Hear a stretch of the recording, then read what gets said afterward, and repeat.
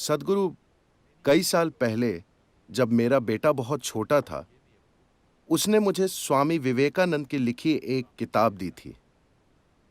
उन्होंने बताया कि How?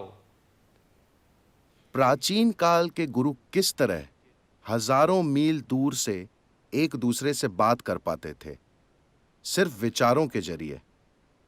मूल रूप से ये मॉडर्न इंटरनेट की तरह है कि किस तरह एक कंप्यूटर किसी दूसरे कंप्यूटर से संपर्क करता है, अमेरिका में या यूरोप में या कहीं भी। क्या आप मानते हैं कि इंसानी दिमाग को इस तरह ट्रेन किया जा सकता है कि वे दूर बैठे लोगों के दिमाग पर असर डाल सके, सिर्फ अपने दिमाग को सही फ्रीक्वेंसी पर ट्यून करके? क्या ऐसा हो सकता है? क्या हम ये कला सीख सकते हैं? आप सेलफोन कंपनियों को हराने की कोशिश कर रहे हैं।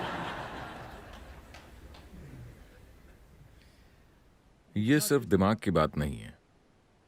दिमाग या अंग्रेजी शब्द माइंड का मतलब आमतौर पर सिर्फ विचार प्रक्रिया से होता है। विचार प्रक्रिया आपके दिमाग का सबसे ऊपरी हिस्सा है। मेरे ख्याल से यूरोपीय विचारों के कारण हमने विचार को कुछ ज्यादा ही महत्व दे दिया है। योगिक विज्ञान में हम इसे कोई महत्व नहीं देते कि आप अभी क्या सोच रहे हैं और महसूस कर रहे हैं, क्योंकि आप आखिर क्या सोच सकते हैं? आपने जो जानकारी इकट्ठा की है, आप बस उसे रिसाइकल कर रहे हैं। इसका कोई खास नतीजा नहीं आएगा।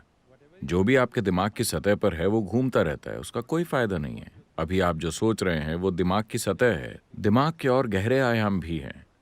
संस्कृत भाषा में दिमाग की अलग अलग अवस्थाओं का वर्णन करने के लिए कई सारे शब्द हैं, लेकिन दिमाग का एक पहलू है। समय की कमी के कारण मैं बाकी चीजों को छोड़ रहा हूं। दिमाग का एक पहलू है जिसे हम चित्त कहते हैं। चित्त दिमाग की सबसे अंदरूनी परत है, जो उस चीज के साथ आपको जोड़ता है जिसे हम चेतना या कॉन्शियसनेस कहते हैं। अगर आपका चित्त जागरूक हो जाए, अगर आप अपने चित्त पर जागरूकता के साथ एक हद तक नियंत्रण पा लें, तो आप अपनी चेतना तक पहुंच सकते हैं। हम जिसे चेतना कह रहे हैं, ये वो आयाम है जो न तो भौतिक है, न इलेक्ट्रिकल है और न इलेक्ट्रोमैग्नेटिक है।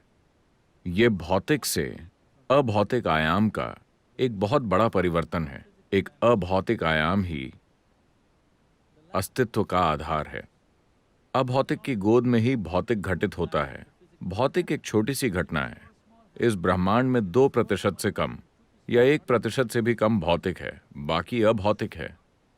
इस अभौतिक आयाम के नाम के रूप में यौगिक शब्दावली में एक खास ध्वनि का प्रयोग किया जाता है जो उस आयाम से जुड़ी हुई है। आजकल ये सब काफी विकृत हो गया है। We call this Shiva. हम इसे कहते हैं शिव, जिसका अर्थ है वो जो नहीं है। शिव यानी ऊपर बैठे किसी व्यक्ति की बात नहीं कर रहे हैं।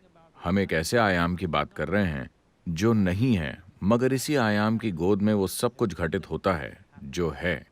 तो अगर आपका चित्त थोड़ा भी सचेतन हो गया, तो न सिर्फ किसी विचार को कहीं और पहुंचाने की आपकी क्षमता, बल्कि और कुछ भी भेजना भी संभव है। भौतिक स्तर पर कुछ भेजना भी संभव है। तो क्या ऐसा हो सकता है? निश्चित तौर पर। क्या हम अभी इन सभी लोगों को ये सिखा सकते हैं? सैद्धांतिक रूप से हाँ, मगर क्या ये उसके लिए जरूरी तैयारी करेंगे? ये एक क्वेश्चन मार्क है। एक बड़ी समस्या ये है कि हमारे एजुकेशन सिस्टम्स ऐसे हैं कि हमने अपने विचारों को इतना महत्वपूर्ण बना दिया है कि पहले तो उन्हें नीचे लाने में समय लगेगा। उन्हें ये समझाने में बहुत समय लगेगा कि उनके विचार मूर्खतापूर्ण हैं, क्योंकि हर कोई खुद को स्मार्ट समझता है, मगर ज्यादातर लोगों का सिर्फ फोन ही स्मार्ट होता है। क्योंकि आपकी विचार प्रक्रिया सिर्फ उन सीमित जानकारियों का नतीजा है जिन्हें आपने इकट्ठा किया है। अगर मैंने दुनिया की सारी लाइब्रेरियां पढ़ डाली हैं, तो भी ये बहुत सीमित है पूरी सृष्टि के मुकाबले। इतने वैज्ञानिक विकास के बाद भी हम नहीं जानते कि एक पत्ता वास्तव में कैसे काम करता है। हम एक अणु को भी पूरी तरह नहीं जानते, इतनी सारी वैज्ञानिक खोजों के बावजूद। तो इतना एहसास काफी होना चाहिए हमें विनम्र बनाने के लिए कि हम चीजों का इस्तेमाल करना तो जानते हैं, मगर ये नहीं जानते कि ये है क्या। पूरा जीवन लग जाएगा उसकी मूलभूत चीजों को समझने में। अगर लोग सबसे पहले इन चीजों को समझ लें, जैसे उनके दिल की सनक, आपने तो उसे मूर्खतापूर्ण कह दिया। Okay. If they all अगर वो ये भी समझ लें कि उनकी विचार प्रक्रिया और भावनाओं की स्मार्टनेस भी काफी मूर्खतापूर्ण है, तो ये आसान हो जाता है। फिर लोगों को ट्रेन करना आसान हो जाएगा। ऐसा नहीं है कि अब मैं इस विचार को पैदा करके आपको देना चाहता हूं, ऐसे नहीं। आपके सोचने से पहले चीजें घटित होंगी। आपके लिए जो सबसे अच्छा है वो अपने आप आपके साथ हो जाएगा, इससे पहले कि आप अपने दिमाग में उसे सोचें। आपको कभी सोचना नहीं पड़ेगा कि आप क्या बनना चाहते हैं। जीवन ही खुद को व्यवस्थित कर लेगा। हड्डियों के इस डिब्बे से परे की एक बुद्धि आपके लिए काम करना शुरू कर देगी। आपने सुना होगा कि रामानुजम और बाकी लोगों ने बस देवी के साथ एक खिड़की खोली और वो इतने बड़े मैथमेटिशियन बन गए कि आज भी वो लोग 100 सालों बाद भी लोग उनकी बातों को समझने की कोशिश कर रहे हैं। उन्होंने जो मैथमेटिकल कैलकुलेशंस दी थीं, वो ब्रह्मांड में ब्लैक होल्स के वर्णन का आधार है।